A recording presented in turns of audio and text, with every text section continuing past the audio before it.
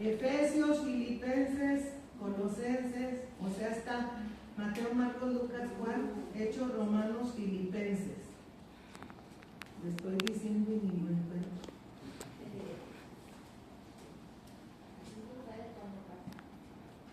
Y es primera de los Corintios, primera y segunda. Ya está. Filipenses 4, del 1 al 7.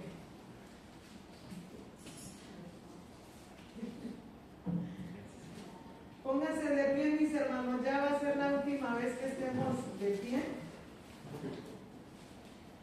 Desde el título vamos a leer del 1 al 7. Leamos el título. Regocijaos en el Señor siempre. Así que, todos juntos. Así que, hermanos míos, amados y deseados, gozo y corona mía, estad así firmes en el Señor, amados. Ruego a Evodia y a Síntique que sean de un mismo sentir en el Señor. Asimismo te ruego también a ti, compañero fiel, que ayudes a estas que combatieron juntamente conmigo en el Evangelio, con Clemente también y los demás colaboradores míos, cuyos nombres están en el libro de la vida.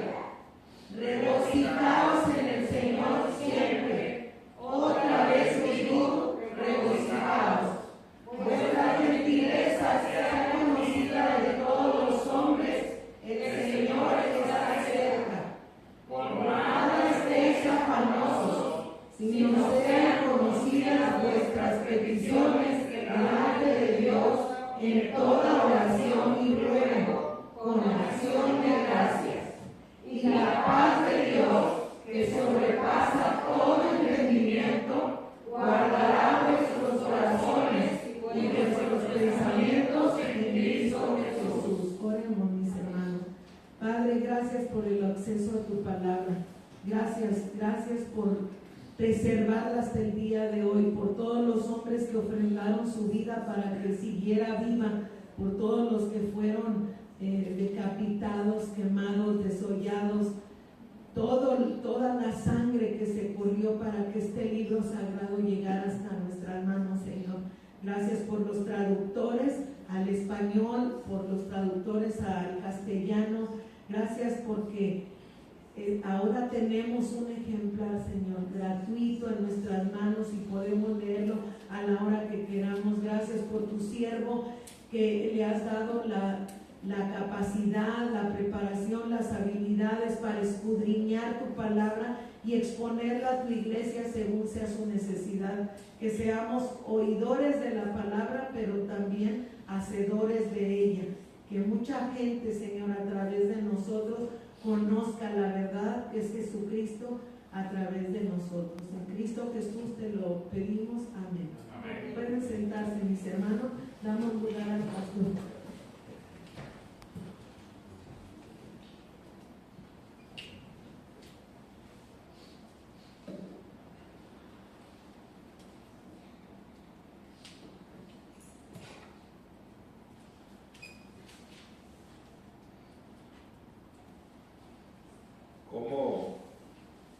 ¿Cómo tener la paz de Dios?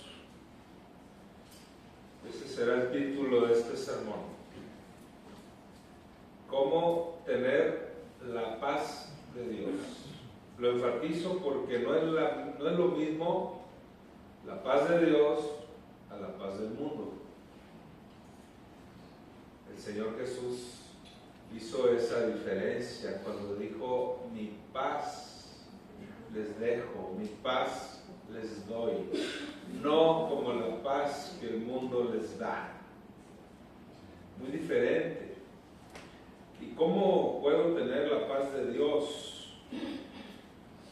En cierta ocasión convocaron a los mejores pintores, artistas, para que pintaran un cuadro acerca del tema de la paz. Y la mejor pintura o el mejor cuadro pues ganaría un importante premio. Así que los mejores artistas o pintores empezaron a hacer su trabajo y todos hacían o pintaban unas excelentes pinturas. Uno de ellos pintó el dibujo de un niño jugando en medio de la guerra. Otro pintó a un hombre tomando una siesta junto a una calle muy transitada y ruidosa. Y así, por el estilo, cada cuadro expresaba el tema de la paz. Pero hubo un cuadro que fue el que ganó el primer lugar, con un hermoso paisaje, con una gran cascada de agua, y pues parecía una pintura, un cuadro muy simple, y muchos se preguntaban, pues ¿por qué ganó el primer lugar ese cuadro? Esa pintura se ve tan simple. Pero muchos no entendían que esa cascada no era la figura principal, porque una cascada pues es muy ruidosa, muy estruendosa, pero hicieron la aclaración ahí: no vean nada más la cascada, sino vean ese pequeño nido de pájaros que está a un lado de la cascada. Y había ahí un pequeño nido en una rama que salía, con un pequeño nido donde estaban unos pájaros dormidos. Así que ese cuadro fue el que ganó el primer lugar. Pero independientemente de cómo o quién plasme en una pintura una imagen que proyecte paz, independientemente de eso, lo cierto es que todo mundo busca y anhela la paz. Algunos quieren tener la paz consigo mismos, otros quieren tener paz en su hogar, otros quieren tener paz en su trabajo, otros quieren tener paz en su pueblo o en el lugar donde viven. Y así por el estilo, yo creo que la mayoría de las personas desean tener la paz.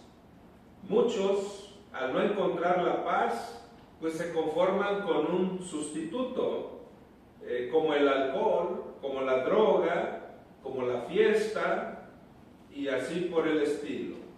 Pero las enfermedades del alma siguen apareciendo, enfermedades como el afán, como la ansiedad, la tristeza crónica, la depresión, el temor y toda esa clase de enfermedades emocionales siguen apareciendo por la simple razón de que las personas no tienen paz.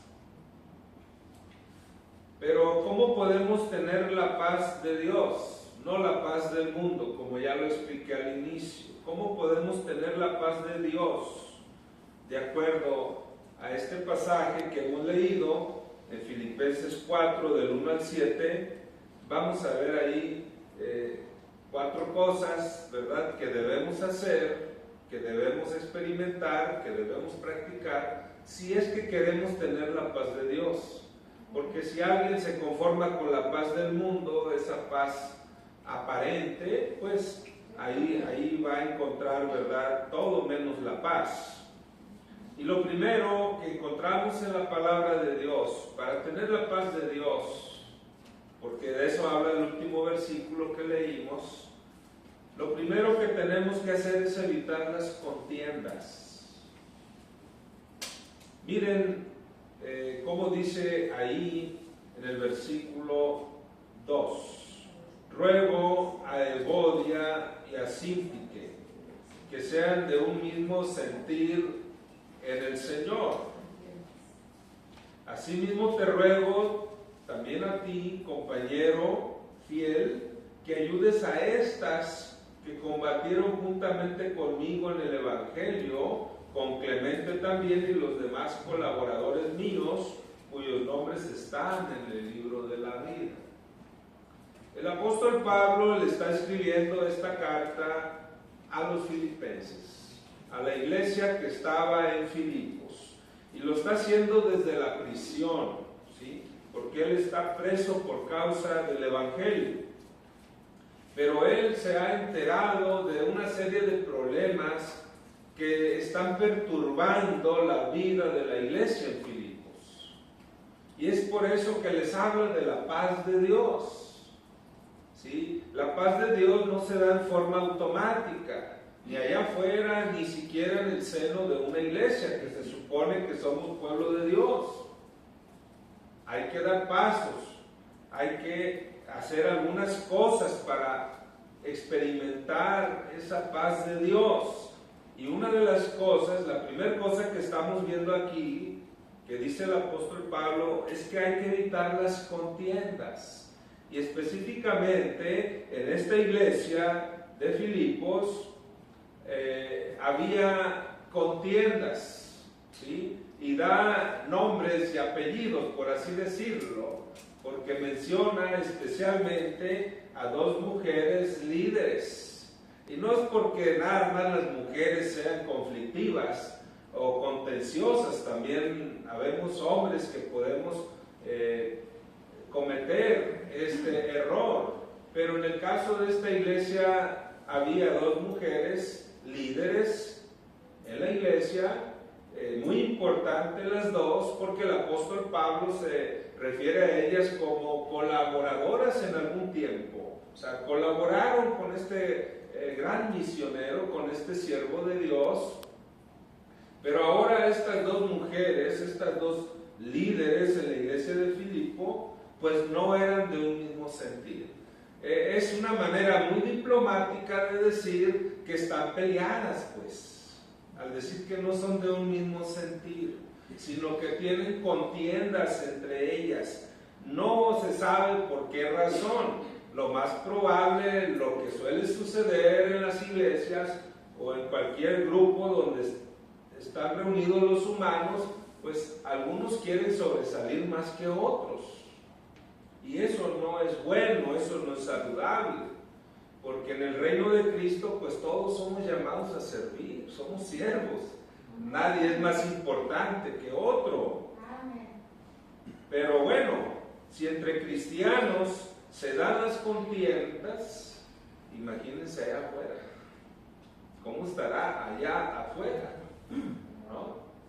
En las fábricas, en las familias, en las calles, donde la gente no conoce a Dios, pues imagínense esto de las contiendas. Y es algo que el apóstol Pablo nos dice que hay que evitar, hermanos, a toda costa, ¿sí? De hecho, en el primer versículo está dando a entender que estemos firmes en el Señor, pero estemos firmes en unidad, ¿sí? Ahora, esto que estaba sucediendo ahí en la iglesia de Filipos, pues no era un buen ejemplo, no era un buen testimonio, ¿sí? Era un mal ejemplo el de Evodia y Síntique, el de estas dos mujeres líderes en la iglesia. Un mal ejemplo por causa de las contiendas. Pues ¿cómo va a haber paz? ¿Cómo se va a manifestar la paz de Dios, hermanos, si hay contiendas?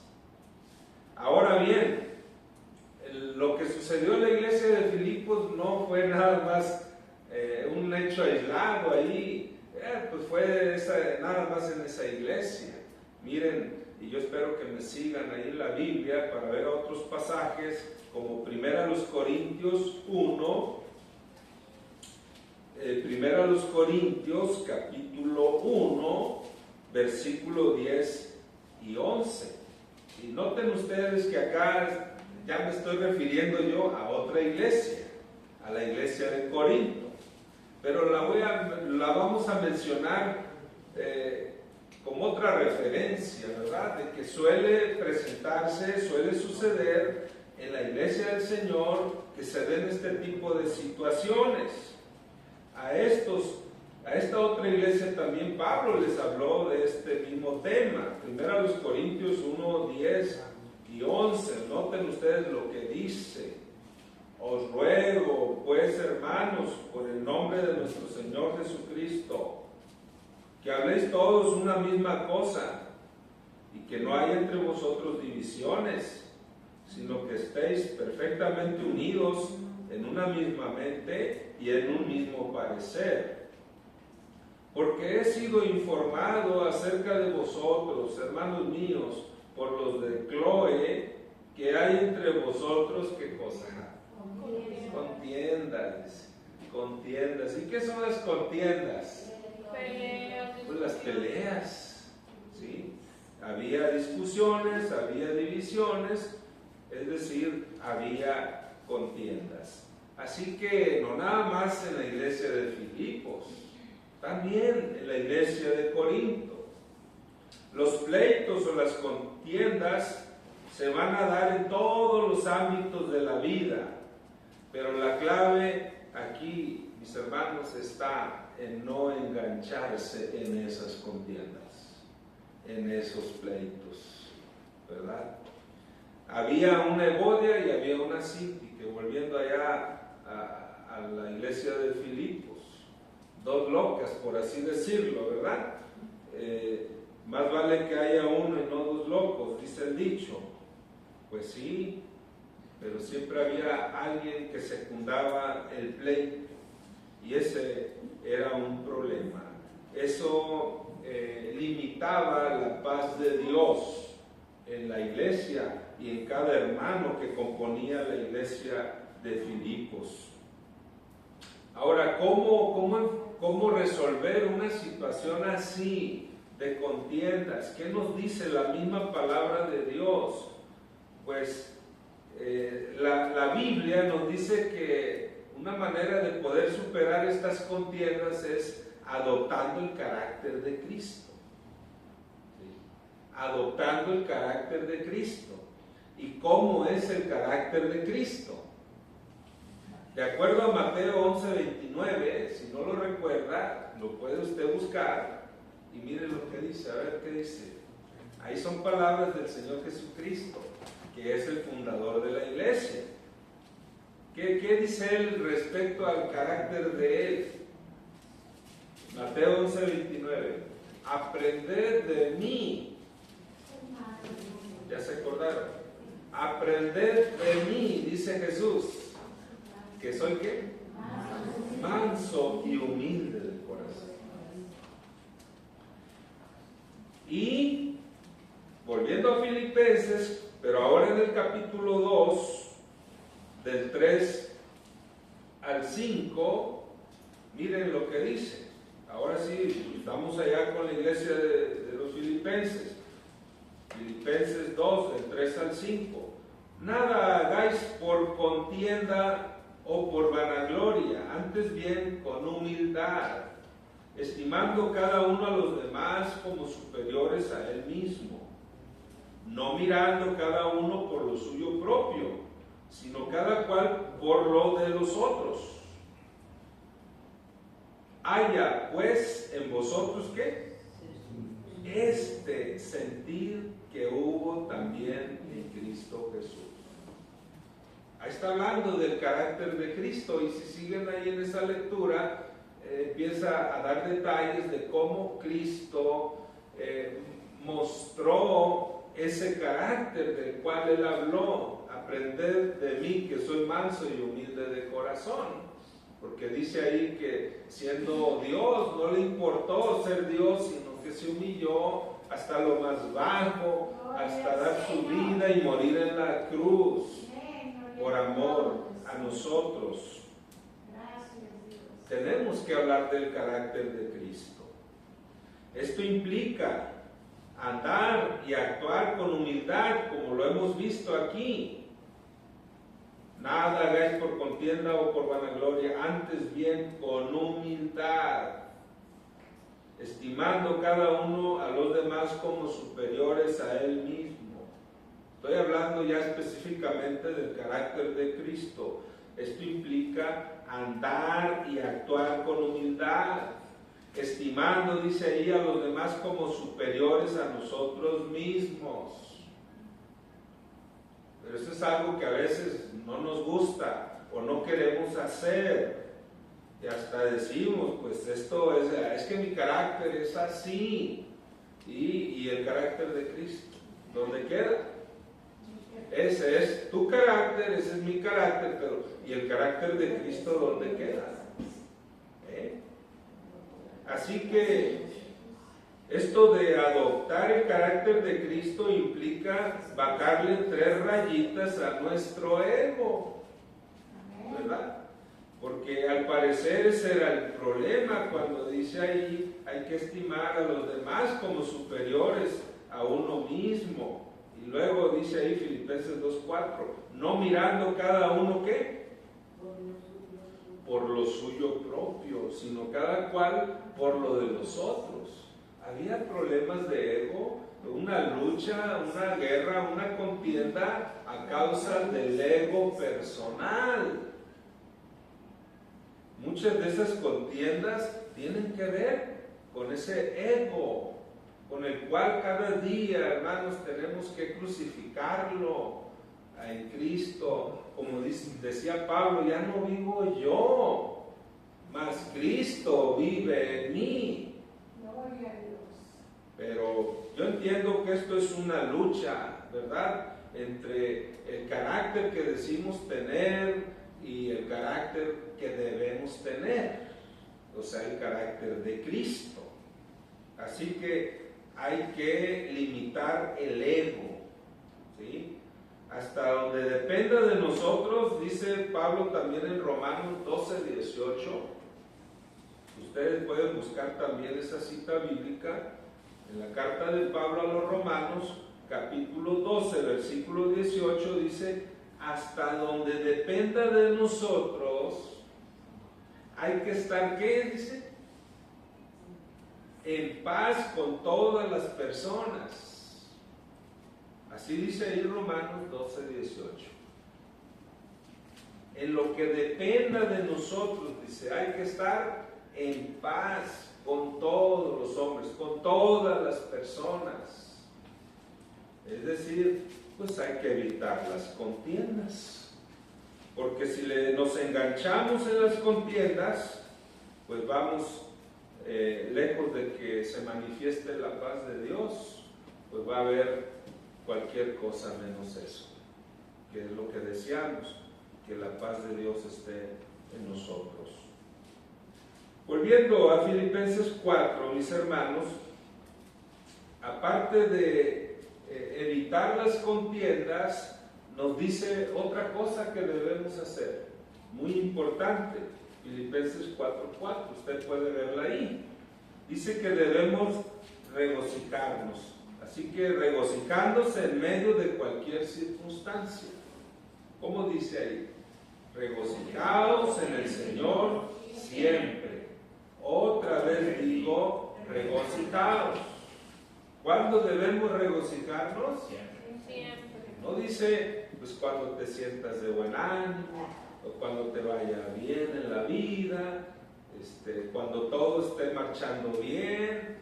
No, dice siempre, ¿verdad? Así que hay que regocijarnos en medio de cualquier circunstancia. Yo le invito a que en alguna ocasión lea toda la carta de Pablo a los Filipenses y se va a dar cuenta que a pesar de que el apóstol Pablo estaba en prisión y escribe esta carta desde la prisión, él dice que estaba padeciendo muchas cosas allá. Enfermedad, la soledad, todo lo que implica el ambiente de un prisionero. Pero él no era de los que daba el consejo y se quedaba sin él.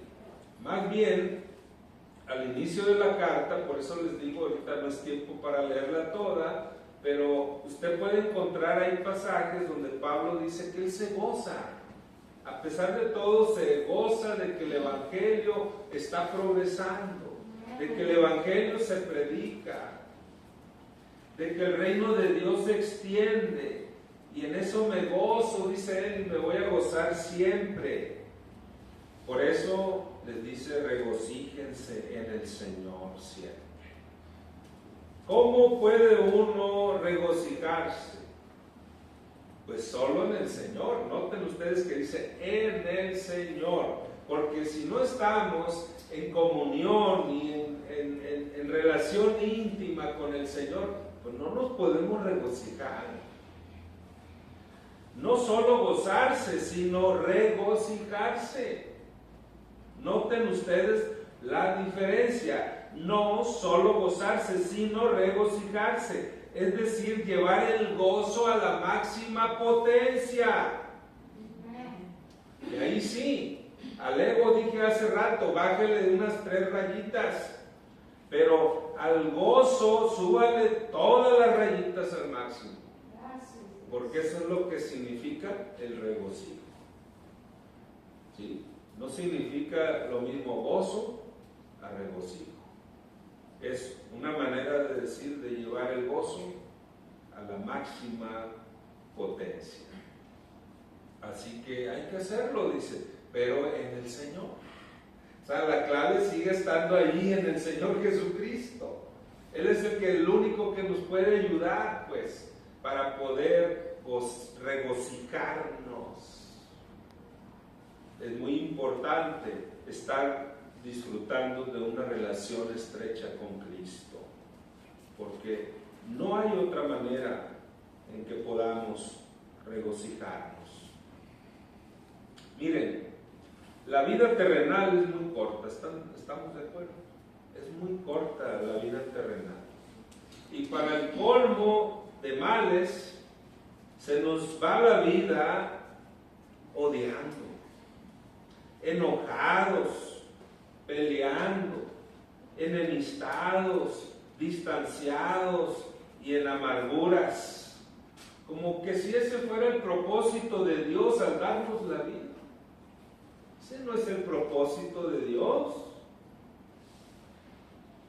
Es como si Dios nos recordara el inicio de cuando creó al hombre y lo puso en el jardín del Edén, en donde no tenía que preocuparse por nada, porque Dios suplía todo.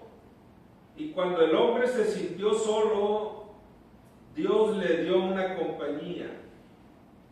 Y el hombre se gozó o se regocijó. Porque ustedes si leen ahí el libro de Génesis, dice que Dios le dijo al hombre, ahora yo ya hice todos los animales, ahora tú pones nombre. Le dio ese trabajo, ¿no? Entre otros.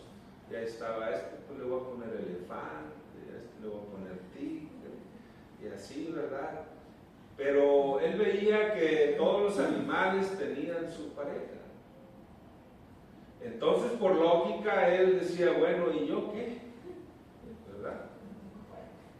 Porque la soledad es tremenda. ¿Sí? Y Dios le dio una compañía, y cuando se la presentó el Señor, ¿qué dijo Adán? ¿Verdad? ¿Qué dijo? Y pueden ustedes imaginarse, y es válido, la expresión, la reacción que ha de haber tenido Adán cuando Dios lo bendice con esa compañía. Claro, no solo se gozó, sino se regocijó, ¿verdad? Bueno, pues así es cuando estamos en buenos términos en nuestra relación con Dios. Y otra cosa aquí, ¿en qué momento dejaste de sonreír? ¿En qué momento dejamos de sonreír? Porque a veces se nos olvida, ¿no? Y eso a veces pues indica que pues no nos estamos regocijando. Claro, no estoy diciendo con esto de que siempre estemos así, ¿verdad? como dicen allá en mi tierra, enseñando la mazorca, ¿sí? Riéndonos como loquitos. No, tampoco esa es la idea. Pero como que nos hemos ido también a esos extremos, ¿no? De ya no sonreír. Y como alguien me dijo, es que usted, pastor, no sabe por lo que yo he pasado. Usted no sabe por lo que yo he pasado. ¿Cómo no voy a estar así? Pues es que todos, mientras estamos en este mundo caído, pues todos pasamos por circunstancias de todo tipo. Pero aquí estamos en Cristo, el autor del gozo. Por lo tanto, hay que regocijarnos, dice aquí, siempre. Regocijaos en el Señor, dice, siempre. Y allá en Nehemías, es un libro que está en el Antiguo Testamento, que lleva el nombre de este personaje, Nehemías 8:10. Al final de este versículo, él dijo una frase, una verdad, una gran verdad que él dijo, Nehemías. El gozo del Señor es nuestra fuerza. Eso está en Nehemías 8:10 al final. El gozo del Señor es nuestra fuerza. Es decir, volvemos a lo mismo. Solo en Cristo, solo en el Señor podemos tener esa capacidad de regocijarnos. Que aparentemente nos van mal, salen mal las cosas, pues no nos olvidemos de que Dios tiene control de la situación, de las circunstancias.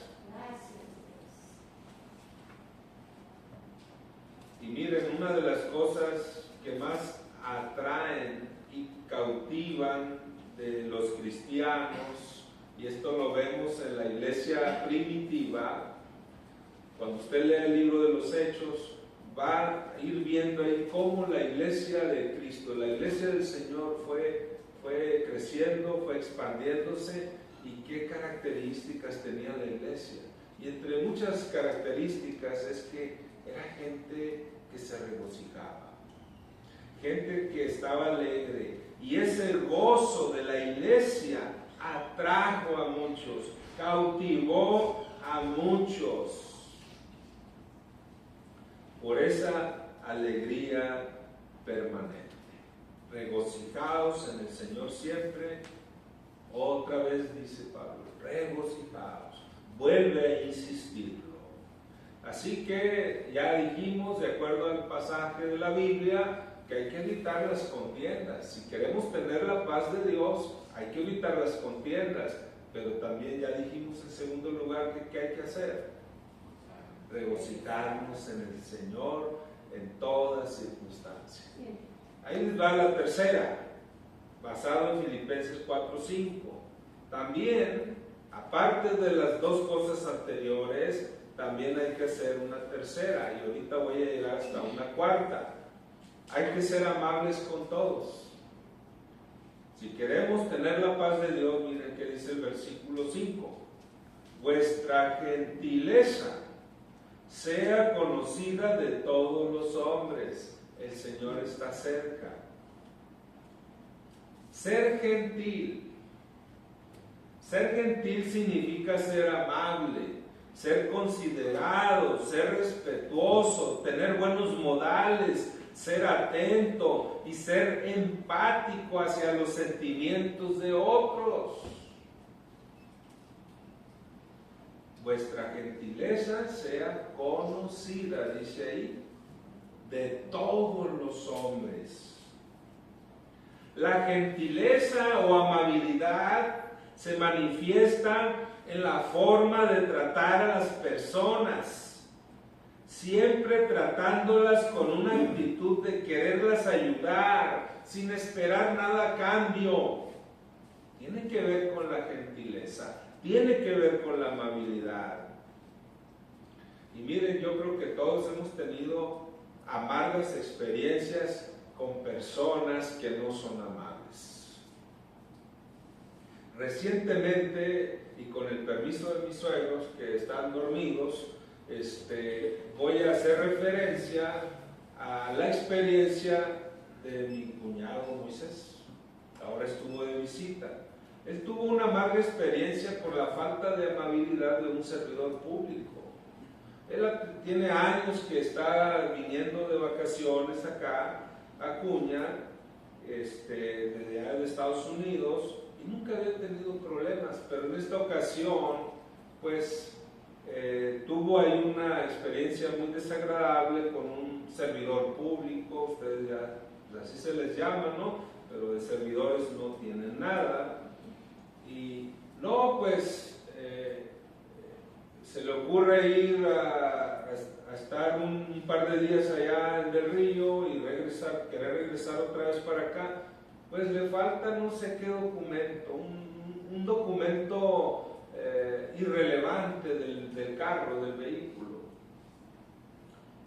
Y ya le enseña la foto del documento. No, es que lo debe tener usted en físico.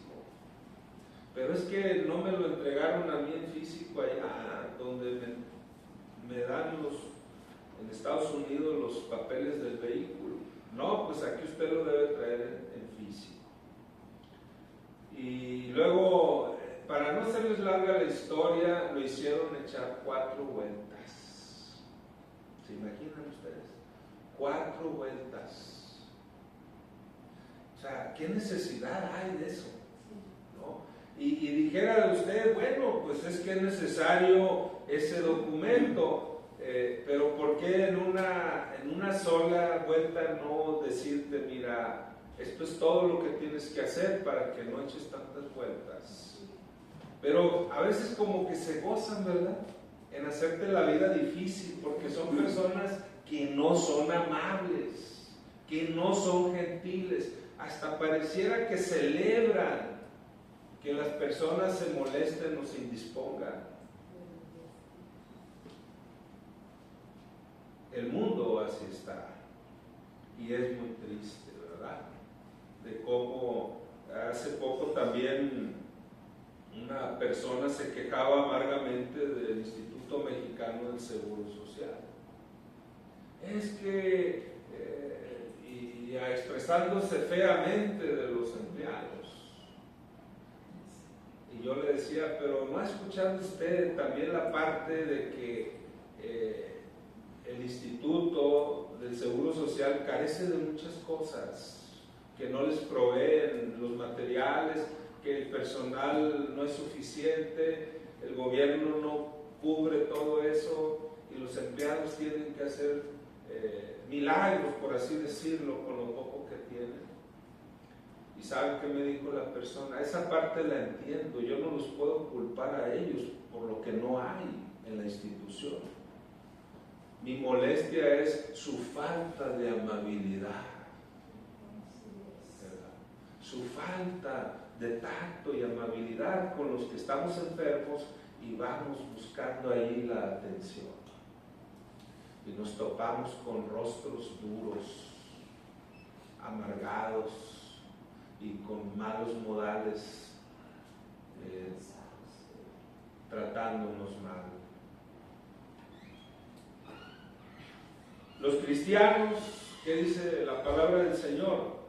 Debemos ser amables por naturaleza. Si es que realmente, otra vez volviendo al carácter de Cristo, si es que realmente tenemos el carácter de Cristo, tenemos que ser amables por naturaleza, ¿sí? No por obligación, debe ser algo natural en nosotros, el ser amables. Lo más grave de todo, mis hermanos, hablando de la amabilidad, es que todo el mundo quiere recibir un trato amable, pero nadie quiere ser amable. ¿Se ha dado cuenta en las relaciones en la sociedad? Todos exigen un trato amable, pero nadie quiere ser amable. Eso es lo más grave. Así que, si queremos tener la paz de Dios, hay que ser, ¿qué? Amables. gentiles, como dice ahí, vuestra gentileza sea conocida de todos los hombres. Ya llevamos 3, ¿verdad? ¿Cuál fue la primera? Hay que evitar las contiendas. Luego dijimos, hay que regocijarnos en el Señor en toda circunstancia. Y acabamos de decir que hay que ser amables con todos, con todas las personas. Y aquí hasta podríamos agregar, aún con aquellas que ni lo merecen. Y por último, si queremos tener la paz de Dios, hay que evitar el afán y la ansiedad. Filipenses 4:6, ¿lo quieren leer conmigo? Dice, por nada estéis afanosos, sino sean conocidas vuestras peticiones delante de Dios en toda oración y ruego con acción de gracias. Hay que evitar el afán y la ansiedad. ¿Por qué hay que evitar eso, mis hermanos? Porque eso nos roba la paz. Son ladrones de la paz. ¿Sí? Minan nuestra paz. La paz que el Señor nos quiere dar. Jesús enseñó acerca de este tema cuando vio a la gente muy preocupada por la comida, por la bebida, por el abrigo. Esto allá no lo vamos a leer, pero en Mateo 6, 25 al 31, Jesús habla de este tema, diciéndole a la gente y a los mismos discípulos, por nada estéis afanosos, no se afanen por la comida, por qué van a comer, qué van a beber, cómo se van a vestir, cómo le voy a hacer con la casa, con aquello. No, porque el Señor, dice, vuestro Padre Celestial que está en los cielos, sabe de qué cosas estás necesitando, qué cosas requieres, qué cosas necesitas. Tu vida descansa en la provisión de Dios. ¿Por qué entonces de repente nos vemos atrapados en el afán y en la ansiedad? El afán, fíjese usted, lleva a la ansiedad. Es decir, una simple preocupación te puede llevar a una excesiva preocupación que te puede privar del gozo y de la paz. Fíjate, una simple preocupación te puede llevar a una excesiva preocupación que te puede privar del gozo y de la paz de Dios. Hay personas que se la pasan afligidas, tristes, desesperadas y deprimidas, porque quieren controlar no solo el presente, sino también el futuro, y terminan desgastándose prematuramente en su vida. ¿Cómo vas a controlar el futuro, pues? Porque el afán y la ansiedad pues tienen que ver con eso, ¿no? No solo con las preocupaciones presentes, sino también futuras, o sea, aquellas cosas que ni siquiera aparecen todavía y ya estás preocupándote. Eso te lleva o te llevará a un desgaste prematuro de tu vida. Por eso dice ahí el consejo, por nada estéis afanosos.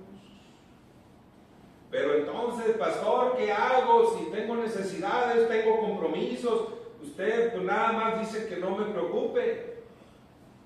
Espérate, lee bien la palabra de Dios, lee bien.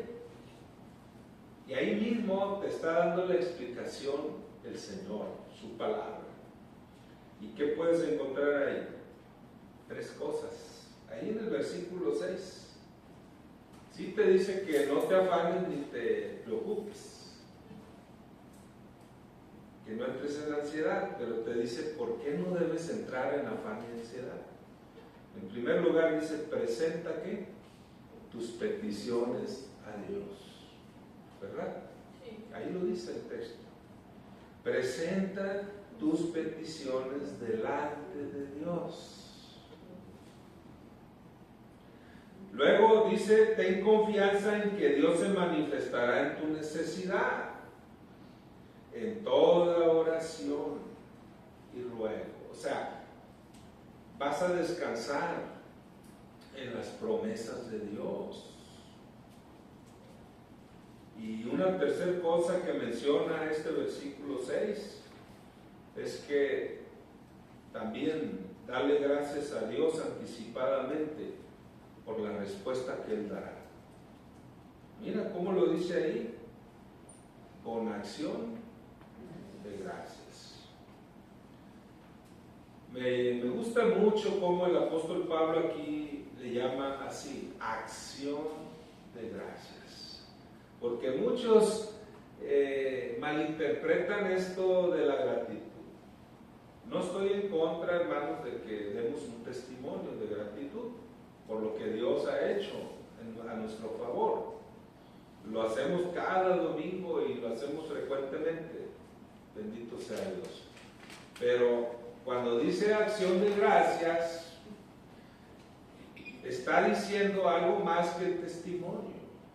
¿Sí? Está diciendo, ponle patitas a tu testimonio de gratitud. ¿Sí se entiende?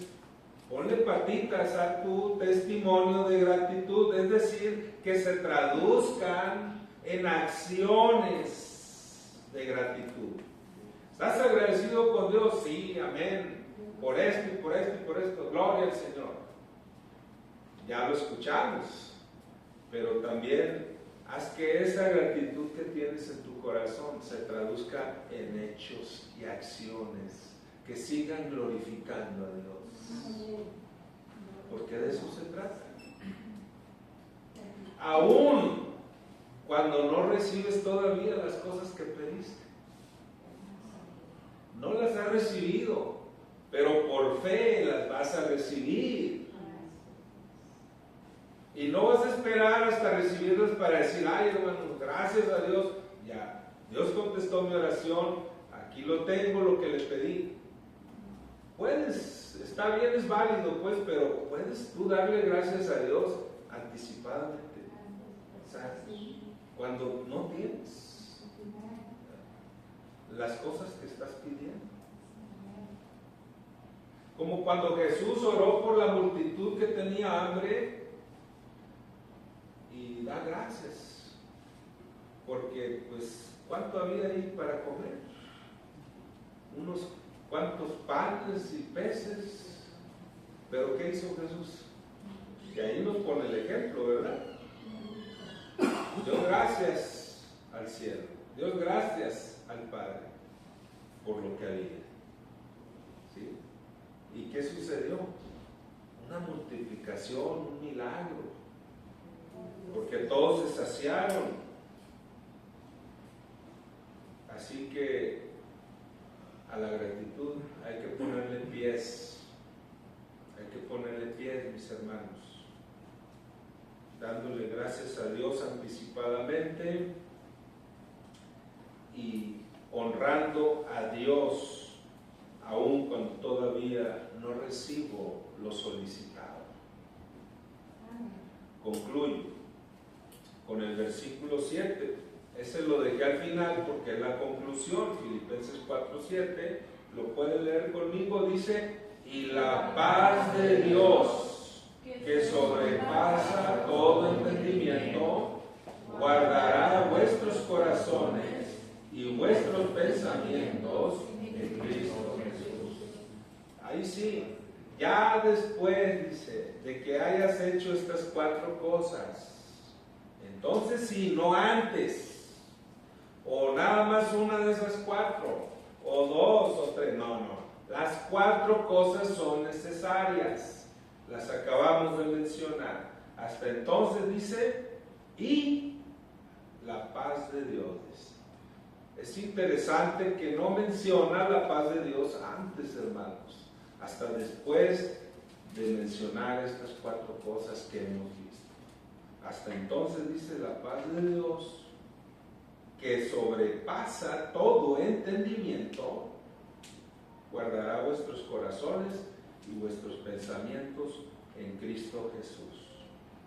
Fíjate no lo vas a entender, pues. O sea, sobrepasa el entendimiento que tenemos.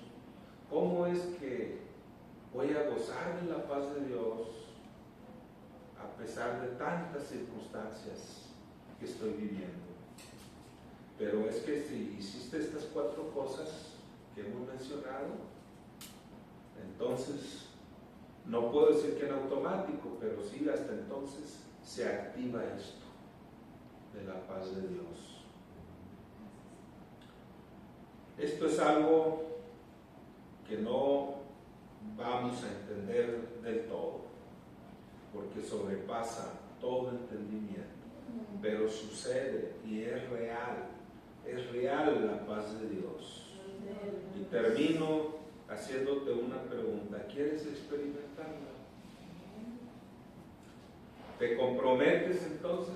Si dices, sí quiero la paz de Dios, entonces te comprometes a evitar las contiendas, te comprometes a regocijarte en cualquier situación en el Señor, y te comprometes a ser amable con todos, y te comprometes a evitar el afán y la ansiedad.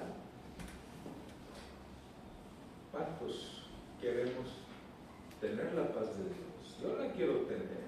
Por algo estamos viendo esto. Pero tú también puedes tenerla, todos podemos tenerla. Pero es un compromiso, es lo que quiero decirles, pues. Es un compromiso de hacer estas 4 cosas que la palabra del Señor nos dice. Y la vamos a experimentar. Es real, la vamos a vivir.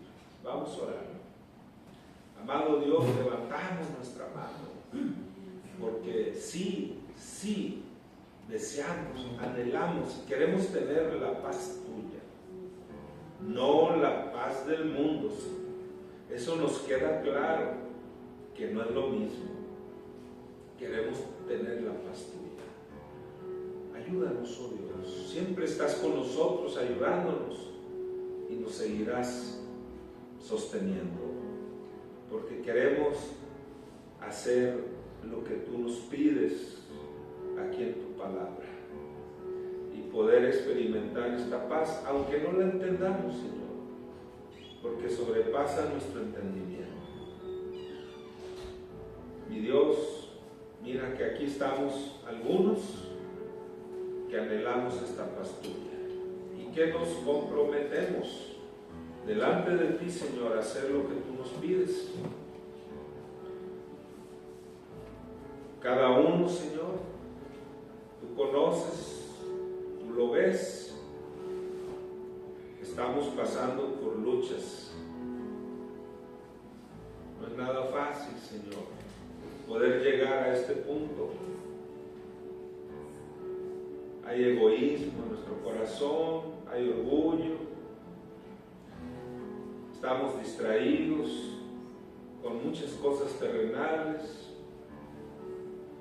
Estamos afanados, estamos turbados. En fin, cuántas cosas, Señor, nos privan de la paz tuya. Pero tu palabra llega al corazón y nos dice cómo salir de ese pozo en el que estamos y cómo disfrutar de la paz tuya. Mi Dios, que en este momento quienes hoy han anhelado o anhelan y lo han expresado, Señor, que desean la paz tuya, que hoy puedan experimentar de aquí en adelante la paz tuya, Señor, que sobrepasa todo entendimiento. Que esa tristeza, Señor,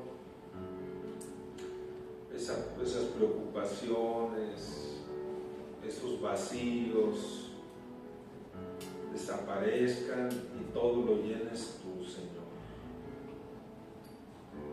Gracias porque esa paz, Señor, sin ella no podemos avanzar. Trae paz a tu iglesia, Señor. Trae paz a cada familia representada. Trae paz, Señor, a nuestra ciudad.